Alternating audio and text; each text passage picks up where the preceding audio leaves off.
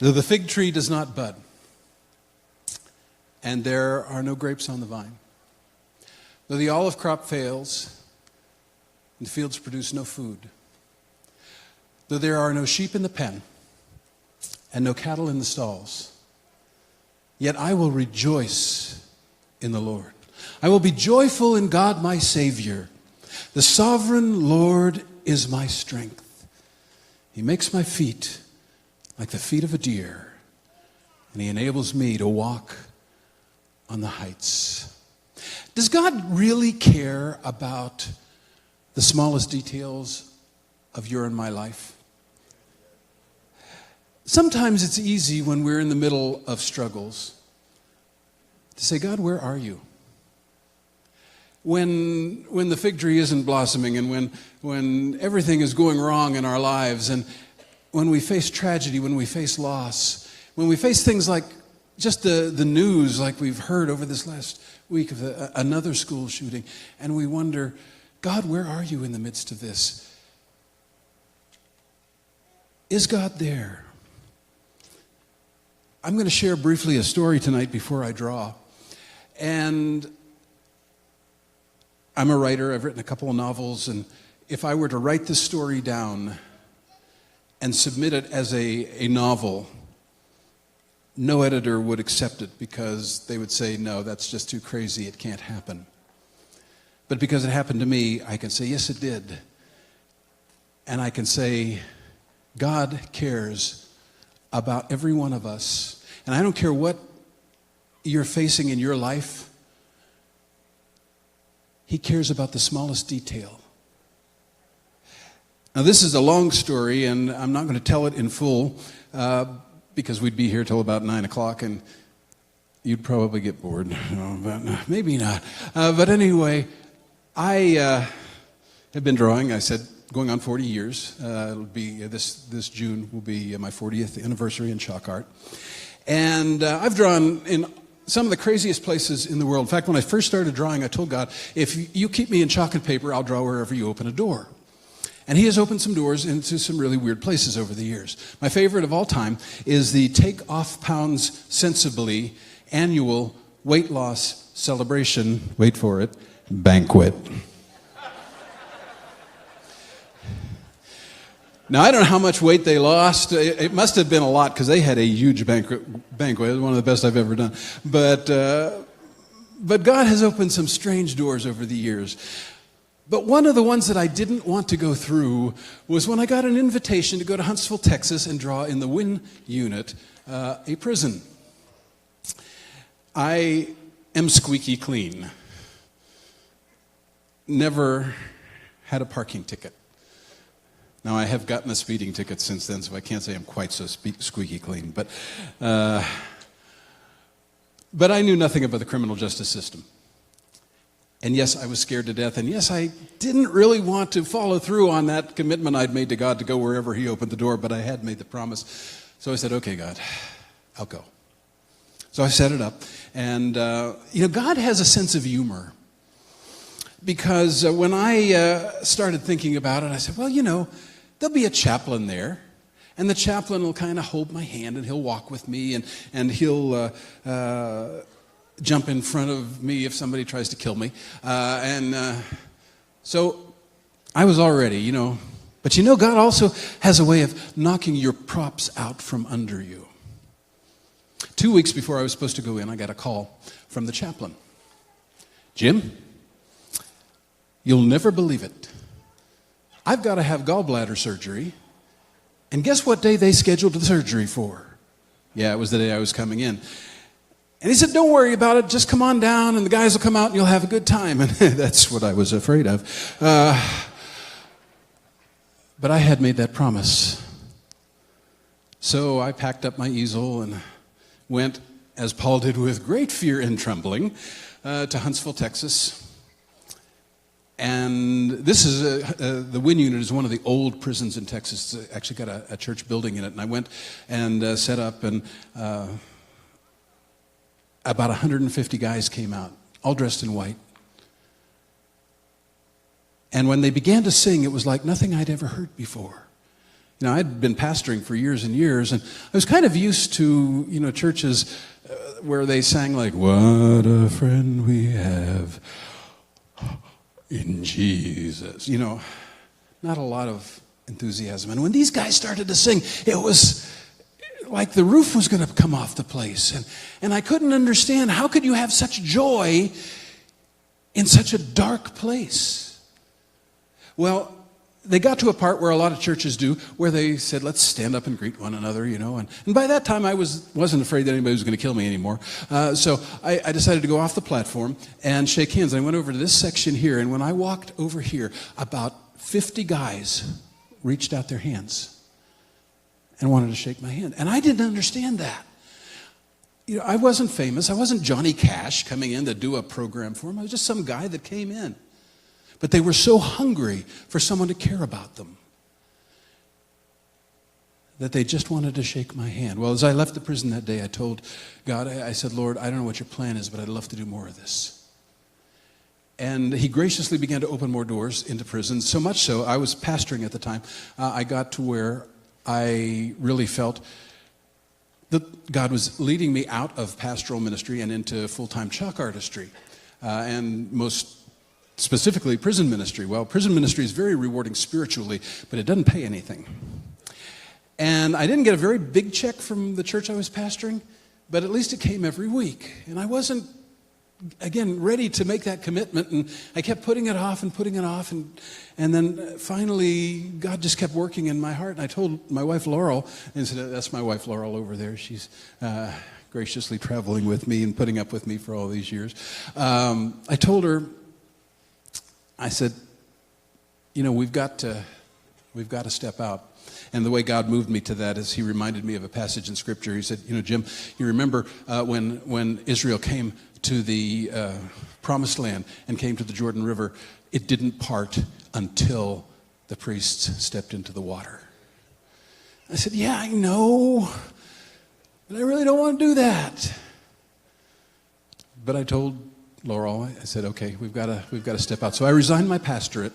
We had 2 young children at the time. Had no idea what we were going to do for an income. But I had it figured out. See, for some years I'd been trying to break in as a writer. And I told God, well, if you'll give me a book contract, then I can write to support our ministry, and we'll live off the book royalties, and then I can go into prisons. It shows I knew absolutely nothing about publishing at the time. But God is gracious. You know what I did? I submitted, I'd written a novel, I submitted it, it went out, and you know what I got? I got the most wonderful, glowing rejection letters.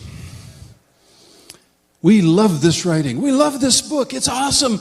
Sorry, we can't use it. Now, the first couple of those that you get, kind of exciting. After about 30, you kind of wish somebody would say, hey, don't quit your day job. Yeah, I already had.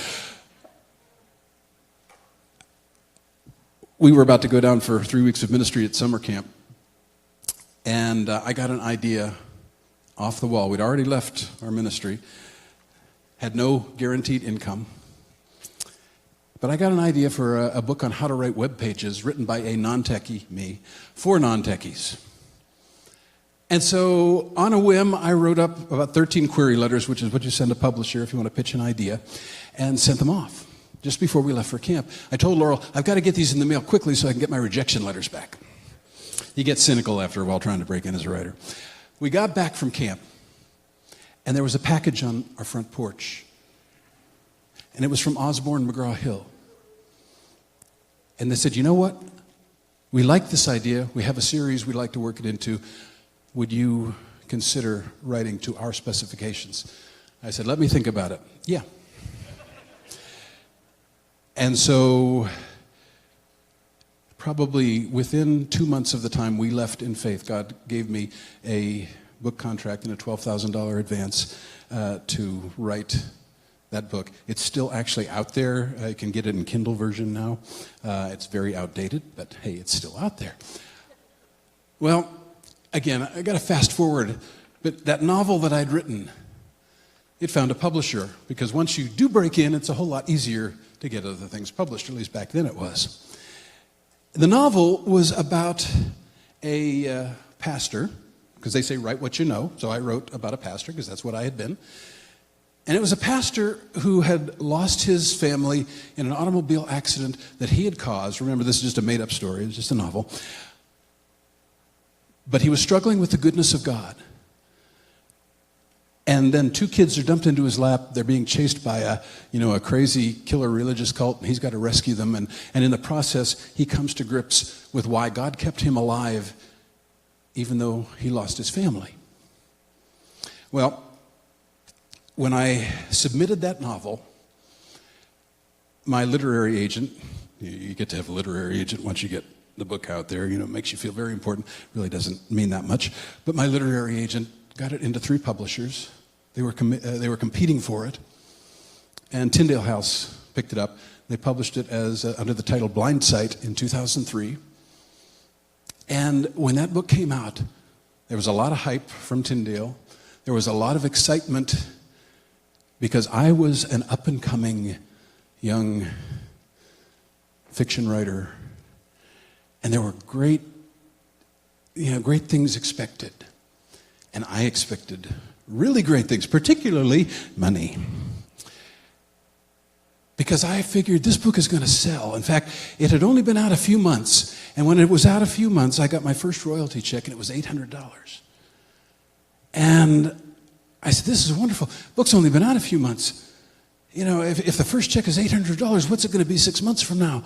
$10,000, $12,000, $15,000. I was going to be the next Frank Peretti, John Grisham, fill in any famous name you want. I had made it. And I said, God, this is wonderful. You worked it out. You're gonna totally underwrite everything I'm doing. And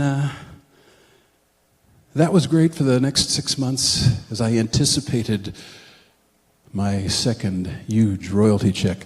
Now, to tell you how full of myself I was at this point, and I'm not joking or exaggerating, I was thinking, we live out in the country. Famous writers have to have security. And there tons of acreage behind us. So I said, we'll buy the property behind us and then put up a big fence, and then our son can live in our house in front of us, and he can be my security. And yeah. Well, 6 months later, my second royalty check, I'll correct that, my second royalty statement arrived. I was waiting with great anticipation as Laurel brought in the mail. I was sitting in my recliner. My hands trembled as I began to open the envelope to see how big my check was going to be. I pull out the paper inside and open it up, and there's no check. I look in the envelope again. Maybe it got stuck in there. There was no check. And then I opened up my statement and began to read, and there was a very sad, consoling letter from my agent apologizing. Because at that moment I learned one of what I call the dirty secrets of publishing, and that is, if your book, when you get a book contract, you get what's called an advance, and that's just kind of, it's an interest-free loan based on what they think the book will earn. And if it earns that out, if it pays that back, then you get royalties. And if it doesn't pay it back, you don't get royalties. And I knew that part, but I'd already gotten an $800 royalty check, so I figured it had earned out. What I didn't know was if books aren't selling, the bookstores don't have to keep them. They send them back to the publisher. And if they send them back to the publisher, guess whose account gets charged? Not only did I not have a $10,000, $12,000, $15,000 check, I was in the hole $2,500. Now, that's not money I had to pay back, but it was money that the book would have to earn back before I'd ever see another penny. I was shattered, and I'm not exaggerating that either. I had built up such big hopes of being a super famous author. And it all came crumbling down. And I wept in my chair as I held that letter, because everything I'd figured out, I'd worked God's plan out for him, and my plan didn't work.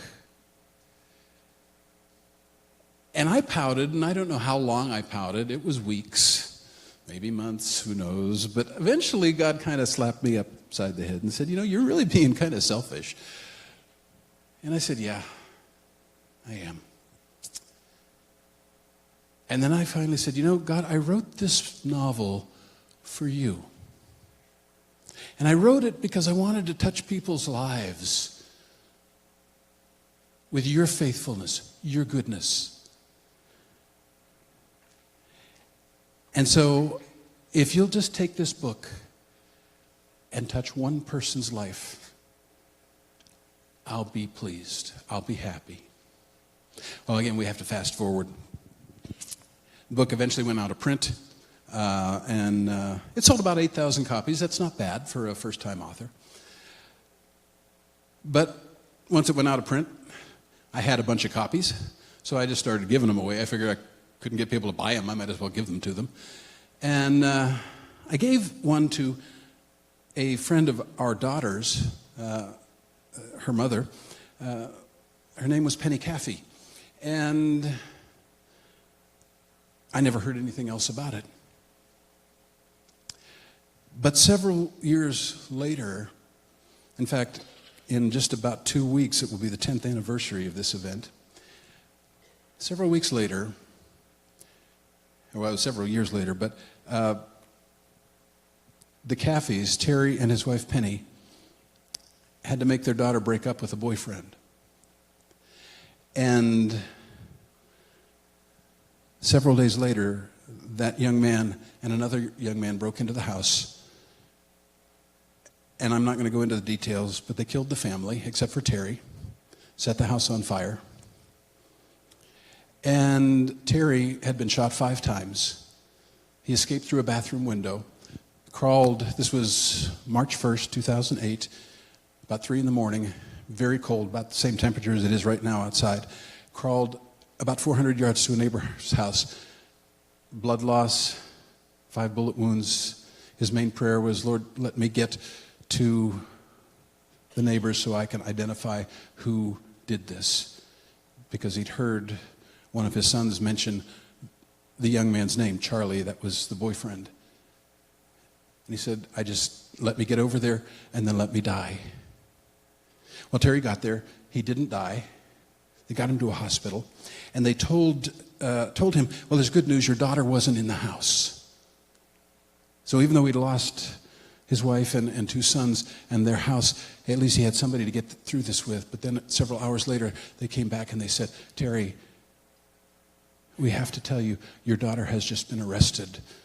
She was implicated in the crime. So not only had he lost his wife, his 2 sons, his house, everything, his own daughter was now charged with planning the very crime that took his family. Terry fell apart with good reason. Now, Terry was and is a Christian. He was about to be ordained to be an evangelist. And his life was shattered. He had to live at his sister's house, slept on the living room sofa. And at night, he was so afraid, he would sit up all night, barricade the door, and watch. He'd turn on the TV really loud so he couldn't hear any of the sounds because it was kind of a creaky old house. In the mornings, he would then double dose on Xanax and Zoloft and pain meds to knock himself out, and secretly was hoping that he wouldn't wake up. He had gotten into the habit of going out to the burned out remains of his property and digging through and trying to find things that were left over from the fire. He found some little toys and belt buckle and frying pan, stuff like that. And he went out there and he would take those and bring them home. Well, he went out one day, and by now the property had been cleared. There was nothing left there. He was standing on the blackened earth where his house used to be, and he was crying out to God, and he was saying, God, why did you let me live? Why didn't you let me die with my family? And then he looked, and about 15 feet away, leaning up against a tree, was a burned piece of paper. And that paper wasn't just any piece of paper. It was a page from my novel that had survived the fire. And it wasn't just any page from my novel, 400-page book. It wasn't just any page from my novel that had survived the fire. It was the page where my character came to grips with God's goodness in his loss. The first words that Terry saw, this is an actual scan of the burned page. You could look at it later. First words he saw were, I couldn't understand why you would take my family and leave me behind to struggle along without them. And I guess I still don't totally understand that part of it. But I do believe you're sovereign. You're in control. And I know that you brought Justine and those children into my life. And they need me, Lord. You could have taken my life that day, but you spared it.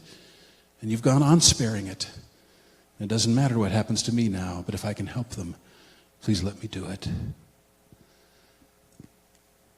That moment, Terry fell on his knees, and God turned his life back around. Today, he travels and goes into schools and churches. He goes into public schools, shares his story, talks to teenagers about the consequences of their actions and their choices.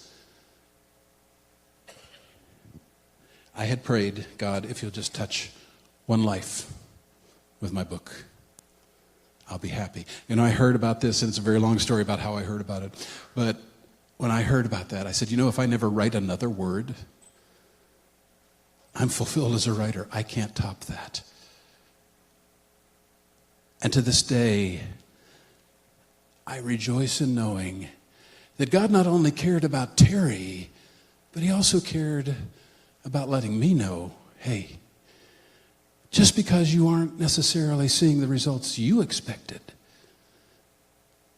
don't think for a moment that I'm not working, because I am. I don't know what you're facing today. I don't know where you are spiritually, but I know that God knows every detail of your life. I know that he cares deeply about every detail of our lives.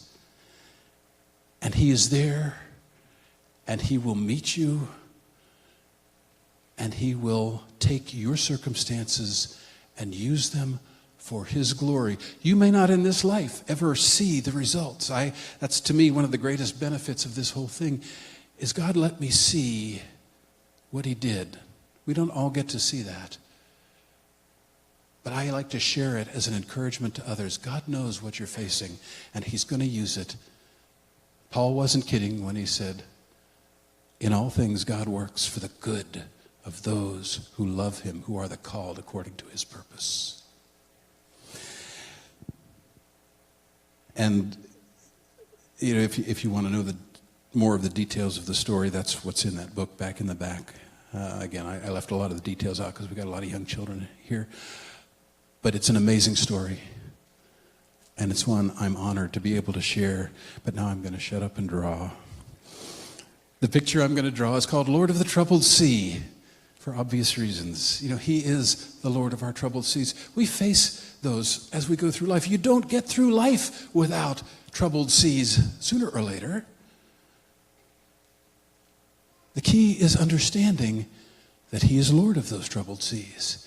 And that no matter how bad things appear, he's still at the pilot wheel. And he's going to bring you where he wants you to be. As I draw, I draw to music. I don't talk while I draw, and I've learned, the reason is I've learned that I can either draw a good picture or I can say something intelligent. I can't do them both at the same time. So as I draw, you'll hear two songs play. And the one is the title of the drawing, Lord of the Troubled Sea. The second one is called Bound for Greater Things. You know, I preached at a church a couple weeks ago and preached out of Luke 12. And it was talking about worry and being worried about tomorrow and what God, would God provide, would God take care of us. And right in the middle of that, Jesus says, don't worry, little children. Your Father is pleased, or has been pleased, to give you the kingdom. There's no reason to worry. Because you, in Jesus Christ, if you know him, are bound for greater things.